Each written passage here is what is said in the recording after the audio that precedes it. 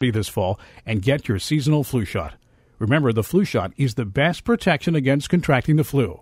For more information, including where to find flu shot clinics near you, visit www.flu.gov. That's www.flu.gov. This public service message was brought to you by United Healthcare and this station. More sports, less BS every hour. Guaranteed. Now back to Zach McCrite and Todd Lisenbee on Oklahoma's new sound for sports, 107.7 The Franchise.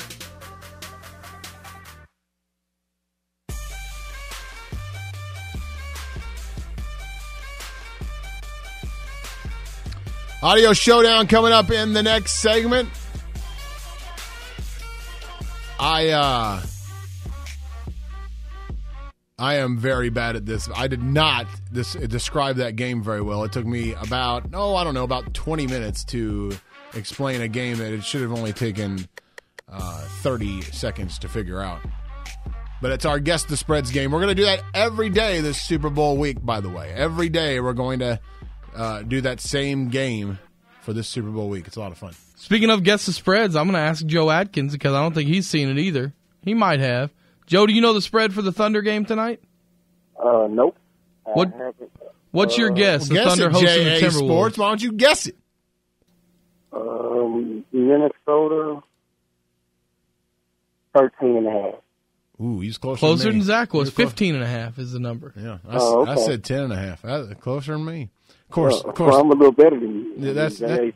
I have my own deal. Man. That's right. Come on. Which you JA Sports you totally touted on the last show we had, John. JA Sports' tagline has been "I always beat Zach McCrite," so that's right. He beat you again. That's all he's got to hang his hat on. He said, "I beat Zach McCrite." Which, to be honest, Joe, let's be honest, it's not much. No, and it's not very hard to beat Zach McCrite, so I'm not really bragging about that. No disrespect. No. That's the point. It's just a habit. It's just a habit of me beating you. So that's been the problem, is that you have been bragging on it. That's the problem. Okay, so where do we go? We go Thunder because everything was bad this weekend. The whole thing was bad. Let's start with the Thunder. Now, did the last two games give you any sort of pause at all?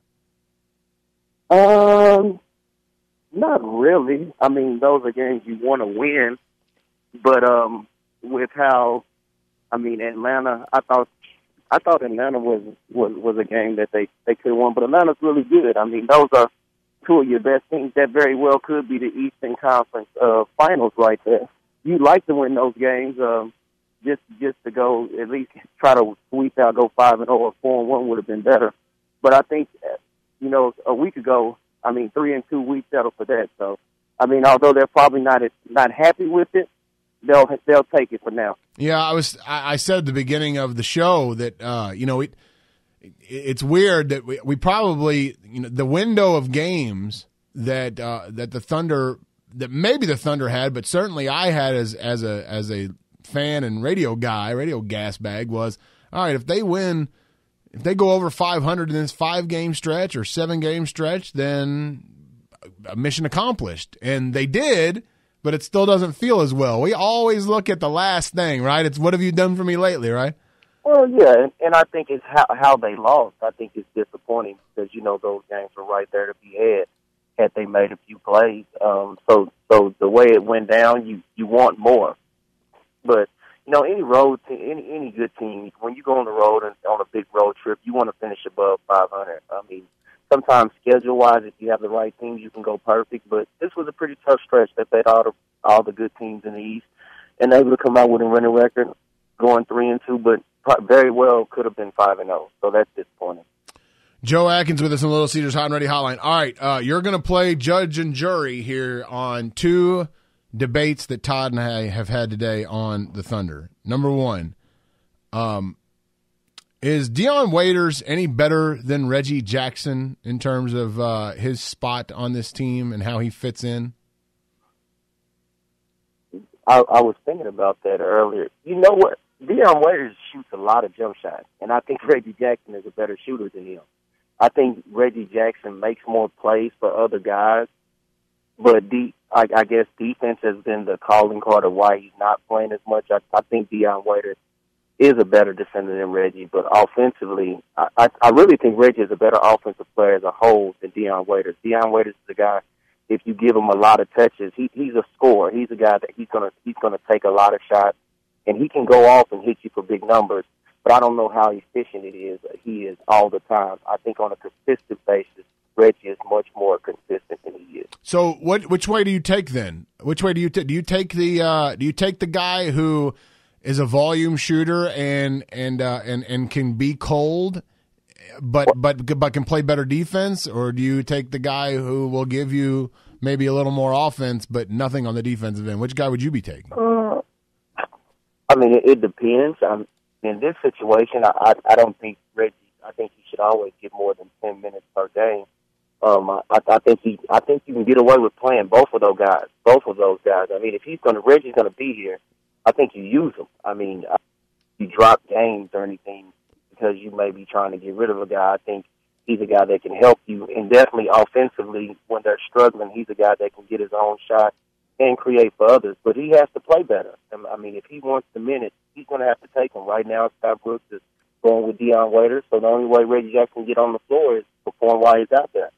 So I would probably go with a guy like Reggie because I think he can do more.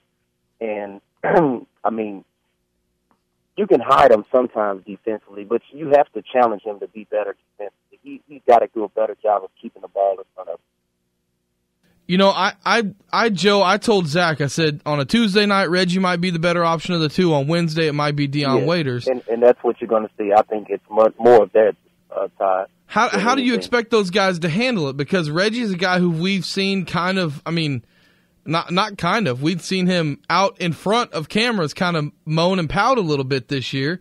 And Waiters is a guy who has said, I didn't get the ball enough in Cleveland. So how are those guys going to handle splitting time with whoever has the hot hand being the one that gets more minutes? Well, if winning can cure some of that. If you're able to win, then guys are okay with it. They may not be happy, but if you lose, then that's when you're going to have their turmoil. And Deion Waiters is a guy, I mean, he's going to take his shots. I mean, whether he plays 24 minutes or 35 minutes, he's going to get up 15 shots a game. And sometimes he's going to be 10 for 15. Sometimes he's going to be 6 for 15. Reggie Jackson is a guy that you've been in battles with him. He played well in the playoffs for you. So I think you kind of know what you're going to get with Reggie. But I don't know what's going on behind closed doors. There very well could be a lot of things going on that we don't know about. That may be why he's not playing. Joe Adkins with us on the Little Caesars Hot and Ready Hotline, our Thunder and College Hoops insider. Serge, the other argument that Todd and I had, Serge, lots of threes. Shot 9 again yesterday against the Cavaliers, but he's hitting him at a 40% clip. So how much is too much, if at all, for Serge behind the three-point line right now? Well, I think 9 is that's an awful lot. I think that's a lot if Kevin Durant takes 9 threes. I mean, if you're a guy 9 3, I mean that's quite a few threes. When you're making them, you're okay with it. And I kind of heard the argument saying that he's talking about he's making 40%, so you have to live with that.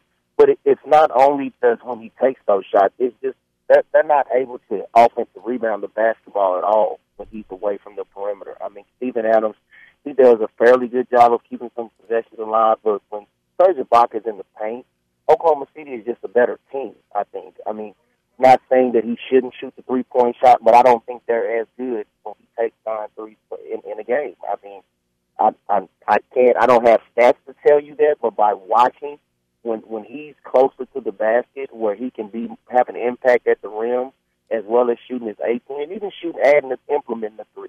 I just don't think he should start with the 3 and that be his game. I think you have to give a lot of variety, getting to the basket, offensive rebounding, getting a couple pump fakes, getting to the basket, shooting his 15 to 17 footer. But I don't like when he takes 9 threes. I think that's a recipe for disaster for the Thunder because he's so valuable when he's close at the rim. So basically, Joe agrees with me on both counts, Zach. That's right. And disagrees with you on both. That's Joe, right. you are a smart man. We don't give you credit a lot for how smart you are, but today we should. No, well, yeah. Look, I can't. I'm not going to argue with Joe. I mean, he knows. I mean, Joe, answer me this. This is tell me if you agree with this. Ibaka has the athletic ability and the skill set that he can be a good scorer playing closer to the basket, but right? he's not. Well, when you say even when you say closer to the basket, you're saying shooting his 15 and 17 footer. I would assume, Todd. Well, yeah, an elbow jump shot. Yeah, sure. The elbows, 20 feet, maybe the college three. And not saying he shouldn't shoot threes at all, but when he shoots threes, I mean, there's no offensive rebounding possibilities when he's out there. And he should shoot them when he's open, and he's shooting 40%. So as a coach, you got to let him shoot it. But I just think when he shoots at 17 to 18 feet, it's almost automatic. He makes that a lot. I mean, you can tell he's put in the work from that spot. Now, he's not as good from three because it's a further distance, and shooting 40% is still really good. But I'd rather you make a basket than to come close to making it. If you can shoot an automatic shot, I'd much rather you take that within offense rather than stepping back a few steps unless you really have it going than to shoot a 40% shot. I guess my deal, Joe and Zach, is all we heard early on in the season, especially when Durant and Westbrook were out and Serge started shooting more threes, not just corner threes, but more threes at the top of the key. We heard, well, that's something he's really been working on a lot in the offseason. To me, work on a turnaround jump shot a little bit. That's what makes the team better, not him stepping out and shooting threes. Yeah, and I'm with you. I mean, that's all about developing your game and perfecting your craft is being able to do everything. And he's still a young guy, so maybe in time he'll do that. But he doesn't. It's always intriguing because he doesn't spend a lot of time on the perimeter with Spank. I mean, he's not out there like that, like on the perimeter shooting a lot of threes or anything like that. So it's kind of, when you watch him play here, it's completely different. Well, but he also has the Gasol boys, so he gets a chance to not have to really be in there a lot because of those guys. But I'm like you. I just want to see him shooting, getting close to the basket, and being much more active and involved in the play. When he shoots threes, he just takes himself out the play because he doesn't go. And if he's out there, he won't go to the offensive boards, whether someone else shoots it or he shoots it.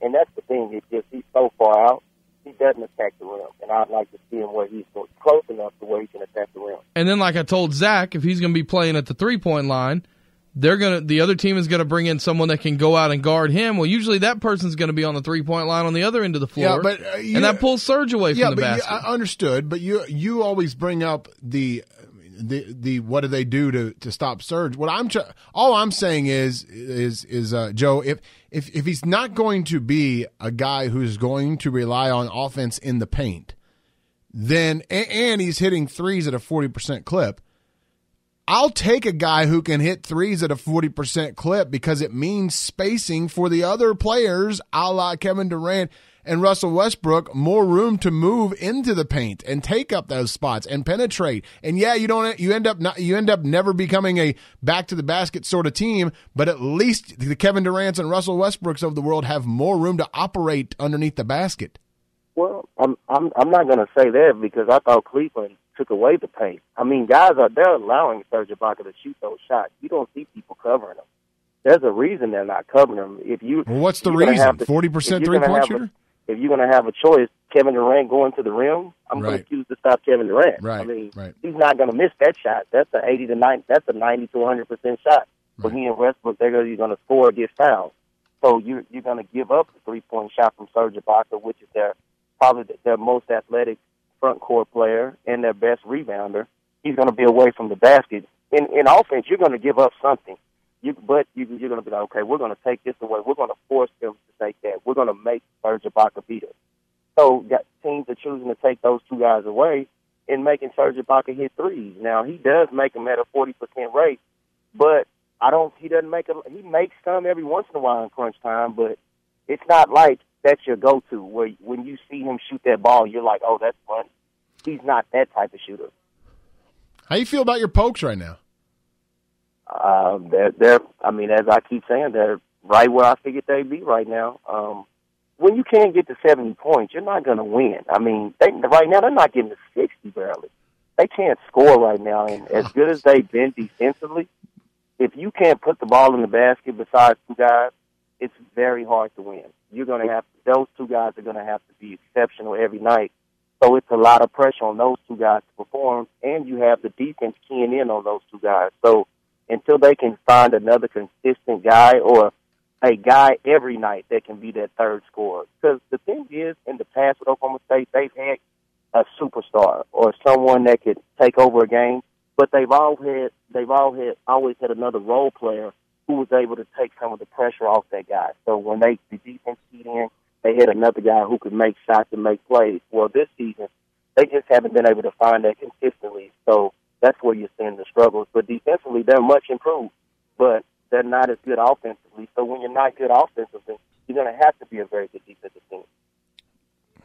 See, now guess what you just did, Joe? You agreed with me again. You got to get the 70 points. Will you guys stop? Will you guys an offensive issue? Will you guys stop talking to each other and aligning each other's opinions before the show? I mean, it totally takes the fun out of it. I mean, I didn't even know I was going to be on, Zach. I mean, that's true. That's true. So, that's true. I'm totally going behind management's back just to get you on. You know why? Because I love you. You're my boy. I appreciate that. Joe, about 12:30, I'll meet you. We'll get that shake with 2 straws in it. That's right. That's right. Nah, I think I'm going to have to get my own for making CUD, Zach. I need my own, man. Yeah, Todd. I'm not that cheap a day. Todd should buy it. Yeah, Joe should buy it, all the money you've been handing out on stupid bets. See you later, Joe. All right, fellas. You have a good day. All right. See you, buddy. Joe Adkins.